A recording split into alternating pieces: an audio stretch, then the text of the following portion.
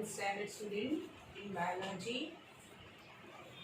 We have already started with a chapter, that is chapter number 12, photosynthesis. In photosynthesis, we have already done with chloroplast. Then we have also studied nature of light. Then we have seen mechanism of photosynthesis, light reaction. In light reaction, we have seen photophosphorylation. In photophosphorylation, we have studied cyclic photophosphorylation and non-cyclic photophosphorylation. Both we have already studied. Then last time we have completed dark reaction. In dark reaction, we have studied three cycle, that is Kelvin cycle. And in Kelvin cycle, we have studied how carbon dioxide enters the cycle and it helps in the formation of, in the synthesis of glucose. And we have studied how glucose is synthesized with the help of Kelvin cycle. Now today we will study photorespiration. Next is photorespiration. Now, why the photorespiration occurs? What is the reason for photorespiration?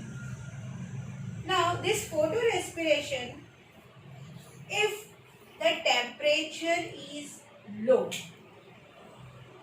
temperature is high and CO2 concentration is low, means less CO2 is available. Okay, CO2 concentration is very low. And bright light is present, temperature is very high and high level of oxygen is present and the low level of carbon dioxide is present. At that condition, the plant follow photorespiration, because here carbon dioxide level is low but oxygen level is high.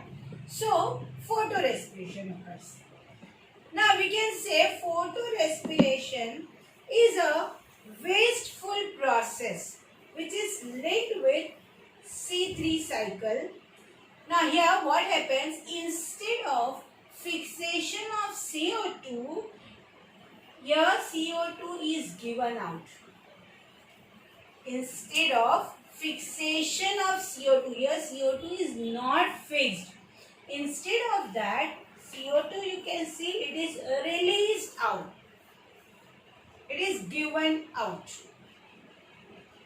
Now how it happens, that let's study this. Let's study the cycle photorespiration. Now this photorespiration, if we see, it occurs in three organelles. Three organelles are involved here. One is chloroplast. You know, chloroplast is a cell organelle. So first organelle is chloroplast. Second organelle is peroxisome. The second organelle is peroxisome. And the third organelle is mitochondria. Okay, the third organelle is mitochondria. So this photorespiration occurs in three organelles: chloroplast, peroxisomes and mitochondria. Three are involved here. Now this cycle, it is also known as PCO cycle. Okay, the cycle is also known as PCO cycle. Now what happens here?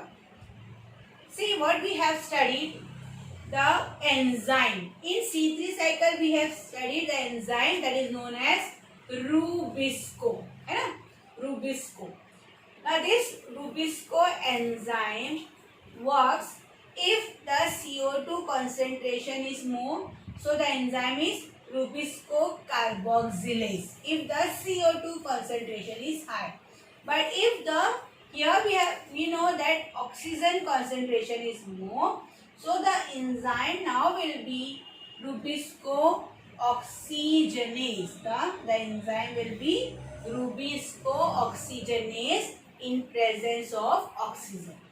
Okay, if carbon dioxide is present, then this Rubisco will be Rubisco carboxylase.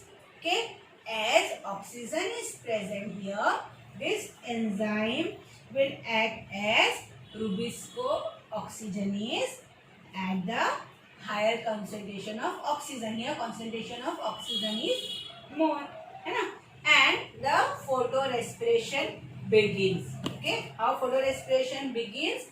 Oxygen enters the cycle and the enzyme Rubisco oxygenase accept that oxygen. Okay, hence the photorespiration begins. Now what happens here? RUBP. I have already told you about RUBP. We have already studied this RUBP, that is ribulose biphosphate. You can also call it as ribulose diphosphate. Instead of B, we can write D, ribulose diphosphate. Now in C3 cycle, ribulose this RUBP accept carbon dioxide. Now here as carbon dioxide is absent, oxygen is present. So this RUBP accept carbon dioxide, oxygen in presence of enzyme, that is Rubisco oxygenase. Okay, to forms you can see 3 carbon compound, that is phosphoglyceric acid, that we have also studied in C3 cycle, phosphoglyceric acid, and another compound is also formed, that is known as phosphoglycolate. Okay, phosphoglycolate. You know, PGA is a 3 carbon compound and phosphoglycolate is a 2 carbon compound, and this RUBP is a 5 carbon compound. No? So this RUBP is divided into 2 compound. It forms 2 compound when oxygen enter in presence of enzyme Rubisco oxygenase as phosphoglycolate, which is a 2 carbon compound, and phosphoglyceric acid, which is a 3 carbon compound. Okay. Later on, this phosphoglycolate is converted into glycolate. See, now this reaction, everything is occurring in chloroplast. You can see the here this Rubisco is present in the chloroplast. That I have already told you that Rubisco, this RUBP is all the reaction we have studied before occurs in the chloroplast. Na? So this RUBP is present in the chloroplast. It forms phosphoglyceric acid, which is a 3 carbon compound, and phosphoglycolate, which is a 2 carbon compound. Okay, this later on this phosphoglycolate is converted into glycolate. Now this glycolate is later on passed into peroxisome, another cell organelle that is known as peroxisome. So this glycolate enters peroxisome. When this glycolate enters peroxisome, enzyme glycolate oxidase is present. The name of the enzyme is enzyme glycolate oxidase is an enzyme which this enzyme helps to convert glycolate into glycoxylate. The enzyme which is present in the peroxisome, the enzyme name is glycolate oxidase. This enzyme helps in the conversion of glycolate into glyoxylate, okay, plus peroxide. And this glyoxylate is later on converted into amino acid, that is known as glycine. Okay, the later on glyoxylate is converted into amino acid, that is glycine. Okay, by transamination. The process is known as transamination. With the help of transamination, the this glycoxylate is converted into amino acid glycine. Now this glycine enters into mitochondria. You can see the glycine is it enters into mitochondria, which is later on converted into another amino acid, that is serine. Okay, glycine when enters mitochondria, it is converted into another amino acid which is known as serine. And you can see here CO2 is given out. When amino acid glycine is converted into serine, carbon dioxide is given out. Means here you can see 25% of it loses 25% of carbon dioxide. You can see carbon is lost here. 25% of the carbon is lost here. Now this serine later on is again transported into peroxisome. This amino acid serine, which is formed in mitochondria, is passed into again the same organelle, that is peroxisome, and this serine is converted into glycerate. Okay, this serine is converted into glycerate. First it is converted into hydroxypyruvate, then later on it is converted into glycerate. Now this serine is again passed into chloroplast. It is again shuttled back. You can say it is passed back into the chloroplast. When it is passed into chloroplast, it undergoes phosphorylation. You can see it undergoes phosphorylation. And here you can see reduction takes place. And here is the reduction step. I forget to say reduction takes place here.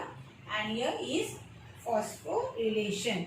This glycerate undergoes phosphorylation to form phosphoglyceric acid. That is so you can see phosphoglyceric acid is again formed, which get utilized in our Calvin cycle. Phosphoglyceric acid is used in the Calvin cycle for the formation of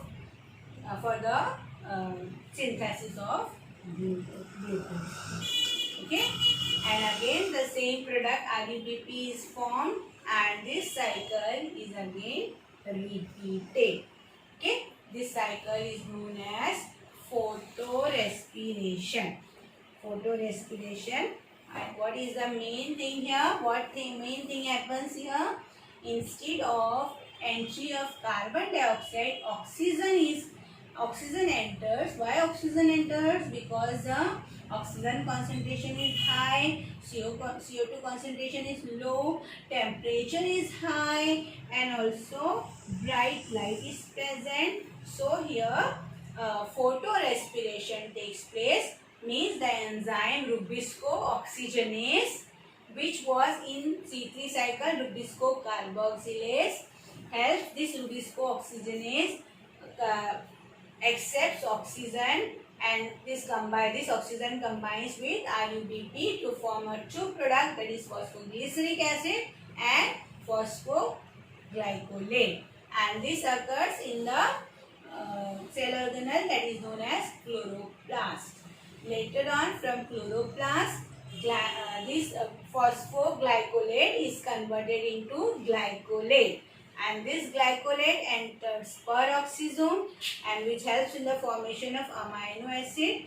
This glycolate is converted into glyoxylate with the help of enzyme, that is glycolate oxidase, and this glyoxylate is converted into glycine with the help of a process that is known as transamination. Then this glycine enters the third cell organelle, that is known as mitochondria, where this glycine is converted into another amino acid, that is serine, by the release of carbon dioxide, and ammonia is also, you can see, released. Then later on this serine is again passed into peroxisome to form glycerate, and this glycerate is again transferred into chloroplast, where it is converted into phosphoglyceric acid, which forms our first acceptor, that is known as RUBP, ribulose biphosphate. Okay, and the process continues. So today students, we have studied photorespiration. Okay, thank you.